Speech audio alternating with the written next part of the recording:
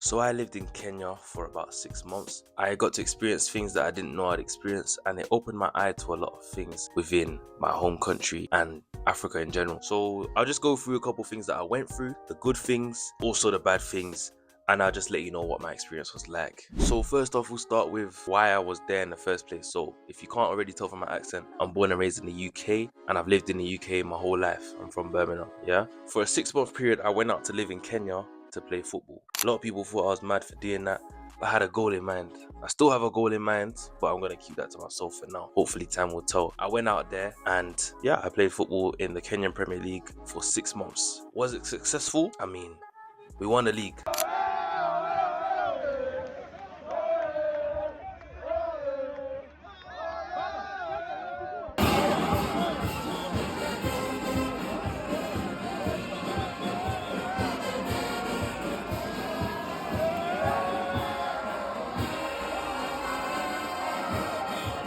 But I went through a lot of things out there which opened my mind to a lot of things. First of all, one of the most amazing things about Kenya is the weather. Oh my gosh, the weather is amazing. Sunny every day, blue skies, good little breeze. Sometimes the heat is a little overwhelming, but I think that's just because I'm a British boy. Like, I was born in the UK, so I'm used to the cold. Whereas I come to Kenya and it's just straight heat. It was good though. I'm not gonna lie to you. I say one of the biggest things I miss about Kenya is the heat. Oh man, it was so good. I'm a heat fanatic. When I wake up at home here in the UK and I look out and it's grey, I hate it. When it's frosty and snowy, I hate it. But when the sun is out, I'm happy. The sun was out every day out there, and that was good. I'm not gonna lie to you, that was good. Another cool thing was the people, to be honest. I'm Kenyan, of course. In my blood, I'm Kenyan. My dad is Kenyan, my grandparents are Kenyan on my dad's side. But I never grew up around many Kenyan people. Actually, I never knew any Kenyan people outside of my family.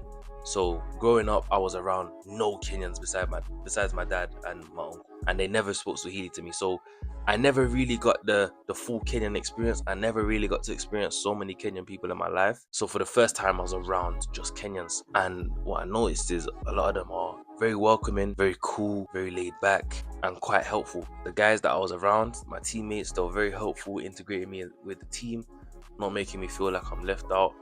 Very cool, very helpful, checking up on me, just being very cool. So I'd say Kenyan people, very cool people, you know what I'm saying? Very funny as well. But what I wish I could do was speak Swahili fluently. I never grew up speaking Swahili. My dad never taught me, yeah. But that's a bit of an excuse, but it's true. If you didn't know, I'm Jamaican and Kenyan. I was around my mom quite a lot. I understand patois, do you understand? I understand that fully. But Swahili, I didn't understand a lick of Swahili, so I kind of had to learn it myself. And obviously, all of the guys are speaking Swahili. We're in Kenya, everyone's speaking Swahili, and they're all making jokes and they're all laughing, and it seemed so funny. And I wish I could get in on the jokes, but I just didn't understand. Having said that, though, guys are so helpful that they'd see that I'm missing out, and they would translate it for me just so I can understand. Like, that's what I'm talking about. These are the type of people I'm around. They must have represented Kenya very well, because I have a good idea of a lot of Kenyans. A lot, but not all, because there are some who we'll get onto that. We'll get onto that. What I do want to say about Kenyan football and the players is there's a lot of potential in Kenyan players. So many good quality players. There was some times where I'm in training, yeah, and I'll see guys pull off moves that I've never seen back home. So like the ball will be in the sky. Instead of dropping it dead like most professionals do or most people do, man will like scoop the ball mid-air and take it into another direction, and the defender will go the other. See, I can't even explain some of the things I've seen. Are just some things that will just make your body shiver. Like, oh my gosh, what have I just seen? Yeah, I've seen some things out there. And obviously, one thing about Kenyans is we're the fittest people in the world. It's a fact. Look at the best marathon runners. Look at the best 8K runners. Look at the best distance runners. They're Kenyans. You understand? Kenyans are the fittest people on the planet. So that was another thing I had to adjust to. Fitness, yeah. I've always been decently fit, but never the fittest in my group, yeah. But when I got out there, man, got a bit of a reality check, man. Yo, the amount of running we were doing, yo, I've never done running like that in my life, not even in pre-season. And I joined in January. And finished off the season. So I went from January to the season finished in June, and we won the league. I played those 6 months. I have never done so much running ever in my life. You know how it is in pre-season. You do runs, you have to do the extra. We're doing pre-season running in normal sessions, and we're training every day. My fitness improved a lot though, but goodness gracious me, like I'll be honest, one of my first training sessions that I was doing with the team was doing some heavy, intense running work. Guys just come back from international break, so there are guys with the national team, and then the rest of us are training. Oh my gosh. Yo, was doing some drills, bearing in mind it's like 30 degrees. It's 30 degrees, the sun is beaming. The sun is beaming properly. African football, bro. Man sweat heavy every day, bro. Every day. I'm hot, sweating before I've even touched the ball, and we're just doing running drills, and then we're doing some like one-on-one drills. I swear, I nearly passed out. There was one point during the session where I was looking around and I wasn't even seeing color. I was just seeing light. My head was dizzy. I could just see bright lights. I went down to my knees and I was just like struggling to breathe. Yo, eventually I managed to walk to where the water was kept, and I got a whole 2-liter bottle of water and just drenched myself, and I was drinking it, then drenched. I just needed to cool down because I swear I was on the verge of passing out. You know how embarrassing that would have been? This brother's just come from the UK, first 2 weeks in, and he's passed out. He's not ready. He don't want to eat. Yo, that would have been bad still. But man pushed through it, innit? Man pushed through it. So big up to myself for pushing through. But yo, the fitness side of things is not a joke thing. Yo, but yeah, I met some really cool guys, made some friends, even some friends for life. I'm not gonna lie to you, like some really cool people. Hey.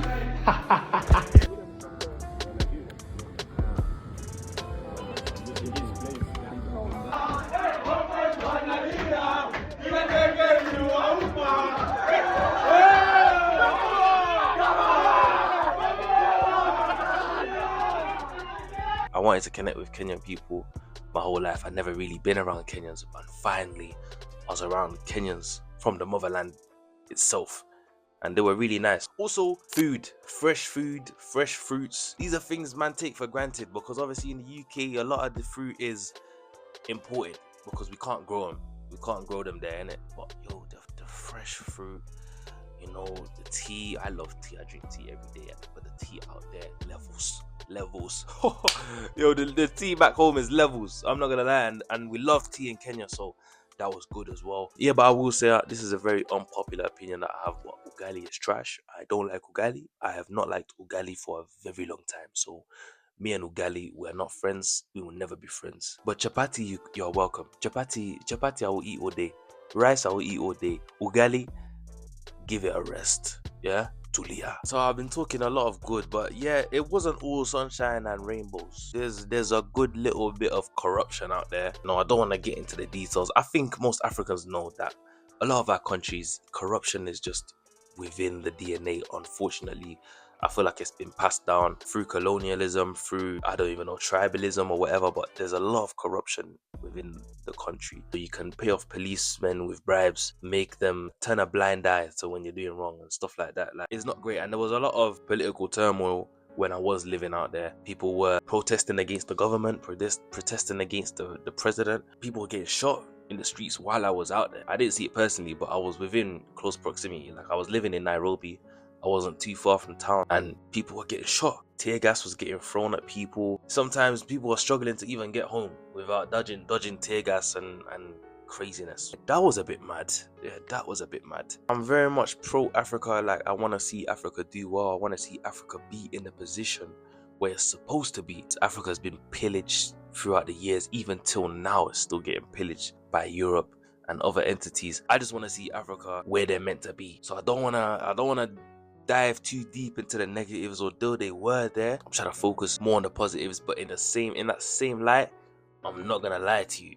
You know what I mean? There's bad things happening out there for sure that we need to focus on. I know a lot of West have a perception of Africa like it's poor and everyone's broke, and there are poor areas and there are people who are really struggling. Yes, that's the truth. But Kenya is well built, good infrastructure. The wealth distribution could be better though. There's quite a disparity between the top and the bottom. If you're at the bottom, you're really struggling. You know, every day is a struggle. Guys are hustling, and the government are not really going to help you. Same way how they help you here where I'm at, obviously in England. If you're poor, you can get claims off the government. The government can give you money until you find a job, or just give you money and you don't even work. You're making more than guys that are actually working, and you're not working. The government will help you in the West, but in Africa, if you're poor, the government will not help you. So you're really just out there on your ones. Kenya is on the right path, but we should be further than where we are. But in terms of infrastructure and how it's built, it's very good, very modern. I have a lot of so much good things to say about Kenya. You know, if you are actually looking to live out there, it is a beautiful place. If I'm being honest, it is a beautiful place. Oh yeah, another thing that was jarring was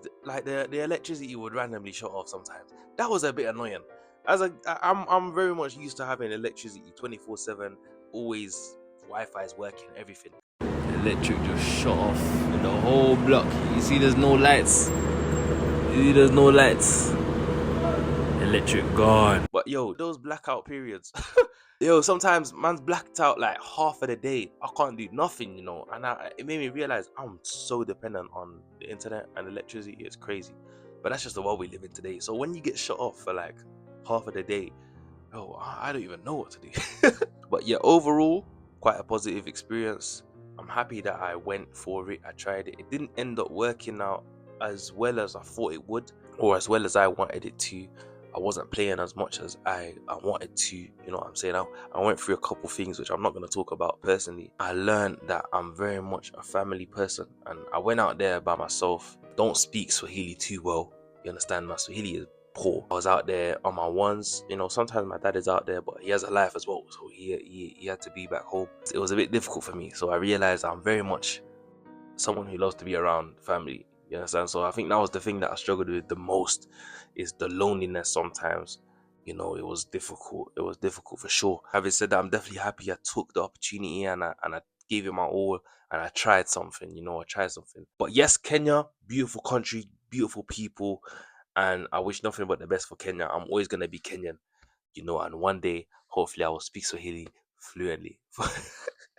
Like the video, please, subscribe, show it some love, share it to whoever you know, and let me know if you're someone who's from the UK or from Europe, from America, and you've lived in Africa or in Kenya. Let me know what your personal experience is and what you think of the continent and of the country that you lived in. Thank you very much for watching. Take care. Glory.